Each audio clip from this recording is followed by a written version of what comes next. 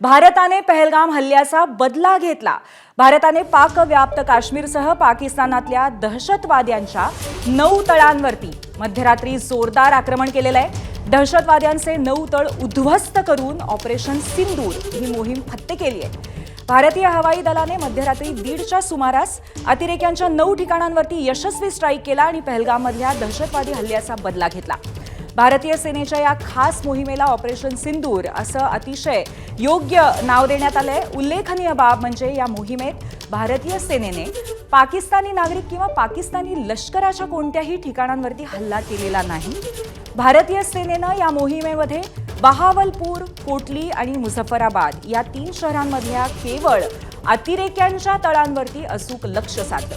Operation सिंदूरमध्ये भारतीय सेनेनं बहावलपूरमध्ये जैश ए मोहम्मदचे हेडक्वार्टर्स उद्ध्वस्त केल्याचं कळत आहे। 9 ठिकाणी महत्त्वाच्या 9 ठिकाणी स्ट्रॅटेजिक हल्ला भारतीय सेनेनं केलेला आहे। मध्यरात्रीची अवघी 23 मिनिटं आणि पाकिस्तानातील 9 टार्गेट्स खल्लास करण्यात आली। मध्यरात्री 1:28 हे ऑपरेशन सिंदूर सुरू झालं आणि पहाटे 1:51 भारतीय सैन्याने मोहीम फत्ते केली होती। राफेल आणि सुखोई 30 MKI या अत्याधुनिक विमानांचा वापर करत भारताने राफेलद्वारे स्काल्प आणि सुखोई 30 MKI द्वारे ब्राह्मोस या क्षेपणास्त्रांचा पिन पॉइंट वापर केला। दहशतवादी तळ उद्ध्वस्त केले आणि 3ही सैन्य दलांनी संयुक्त कारवाई केलेली आहे। अवघ्या 23 मिनिटांमध्ये सैन्य दलांनी ही मोहीम फत्ते केली आहे।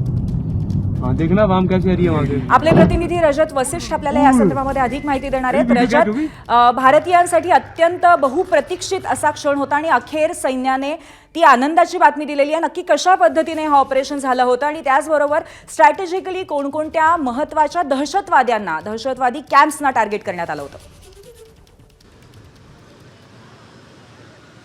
नक्कीच गेले अनेक दिवस भारतीय ज्या बातमीची वाट पाहत होते ती आज पहाटेच्या सुमारास मिळाली आणि जी काही माहिती आतापर्यंत सैन्य दलाकडून किंवा सरकारकडून शेअर करण्यात आलेली त्याप्रमाणे अवघ्या 23 मिनिटांमध्ये हा संपूर्ण ऑपरेशन सिंदूर जो आहे तो यशस्वीरित्या पार पाडण्यात आलेला आहे आणि एक मोठं नुकसान जो आहे ते पाक पुरस्कृत जे दहशतवादी आहेत, दहशतवादी संघटना आहेत त्यांना या संपूर्ण हल्ल्यामध्ये झालेला आहे। सरकारकडून देण्यात आलेल्या माहितीप्रमाणे रात्री 1:28 हे ऑपरेशन जे आहेत ते सुरू झाले होते। जर आपण एअरफोर्सच्या भाषेमध्ये म्हटलं तर सॉर्टी जी आहे ती 1:28 सुरू झालेली होती आणि 1:51 आपले सर्व जे काही विमानं या हल्ल्यामध्ये वापरण्यात आले ते सुरक्षितरित्या भारतीय हद्दीमध्ये परतले। त्यामुळे अवघ्या 23 मिनिटांमध्ये पाकिस्तानला भारतीय शूर जवानांनी धडा शिकवलेला आहे।